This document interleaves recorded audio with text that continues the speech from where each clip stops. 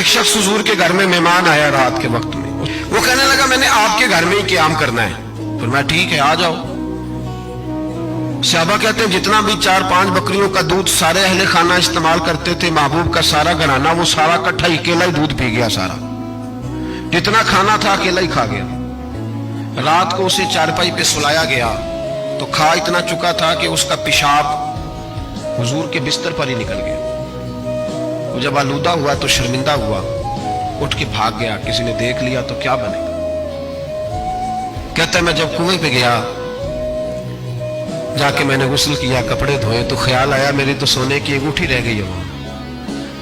اب طبیعت اجازت نہیں دیتی تھی کہ وہاں لوگ کٹھے ہوں گے۔ وہ شخص کہتا ہے میں انگوٹھی سونے کی رہ گئی تو دل میں خیال یہ تھا کہ واپس جاؤں گا تو وہاں تو حالات ہی بڑے گڑبڑ ہوں گے، لوگ اکٹھے ہوں گے، شرمندگی ہوگی، میں پیشاب کر رہا ہوں بستر پہ، حال بڑا سخت ہوگا، اتنے لوگوں کا سامنا کیسے کروں گا۔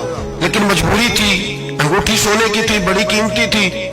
کہتے اس انگوٹھی کی مجبوری نے مجھے شرمندگی کا سامنا کرنے پہ مجبور کیا، اور جب میں آ کے حضور کے کمرے کے باہر کھڑا ہوا تو وہاں تو کوئی بھی نہیں تھا۔ اللہ کے رسول نے بالٹی میں پانی رکھا ہوا تھا اور میرے پیشاب پر پانی بہا رہے تھے۔ خود رسول پاک فرماتے ہیں حضور پانی بہا رہے تھے، اور جب میری طرف دیکھا تو محبوب نے مسکرا کے فرمایا غسل کر لیا آپ نے؟ آپ کو تکلیف ہوئی، جب انسان کا معدہ کمزور ہو تو ایسی چیزیں ہو جاتی ہیں، فکر نہ کریں، بیٹھے میں ناشتہ لاتا ہوں۔ کہتے ہیں حضور کے جملے تھے کہ طوفان تھا، وہ حضور کی گفتگو تھی کہ میرے اندر کی ہر چیز بجھاتی جا رہی تھی۔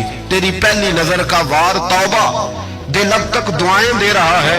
فرماتے ہیں وہ جملے تھے کہ سختہ کر گئے، تزکیہ کر گئے، تصفیہ باطن کر گئے۔ محبوب یہ کہہ کہ گزرنے لگے تو میں نے بازو تھام لیا، میں نے کہا محبوبہ میں زیادہ پڑھا لکھا تو نہیں، سیانا تو نہیں، زیادہ کھانے والا موٹا تازہ آدمی ہوں، حضور میں کوئی انالیسز نہیں کر سکتا، تجزیہ نگار نہیں، باریک نہیں، پر میرا موٹا دماغ بھی مان گیا ہے کہ آپ واقعی اللہ کے سچے رسول، میرا موٹا دماغ بھی مان گیا ہے کہ آپ واقعی اللہ کے۔ وہ گھر گیا اور قبیلے کے ایک بندے کے پاس گیا۔ حضرت انس بن مالک کہتے ہیں جب واپس آیا تو 500 آدمی ساتھ تھا۔ کہنے لگا سونیا میں اکیلا نہیں آیا، ساری برادری سارا قبیلہ لایا ہوں، اور سب کو میں نے بتایا ہے کہ دنیا میں جسے میں دیکھ کے آیا ہوں ایسا تم نے کبھی نہیں دیکھا ہوگا، جس کی میں زیارت کر کے آیا ہوں ایسا نہیں تم نے دیکھا ہوگا۔ تو محبوبہ ہم سارے آئے ہیں، پڑھائے کلمہ، ہم بھی آپ کے غلام بننا چاہتے ہیں۔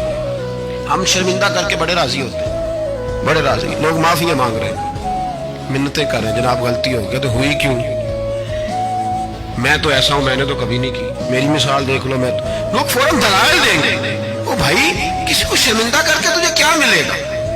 کسی شخص کو تھوڑی دیر کے لیے جھکا کے تیرے نفس کی کون سی تسکین ہے جو حاصل ہوتی، تیرے وجود کے اندر کون سی؟ اور ناراض نہ ہونا، یہ ہر طبقے کا معاملہ ہے، جتنا کوئی اس کے نیچے ایک آدمی ہے یا 2 آدمی ہے، وہ روب ڈال کے خوش ہوتا ہے، وہ اس کو پریشان کر کے نیچا دکھا کے راضی ہوتا ہے۔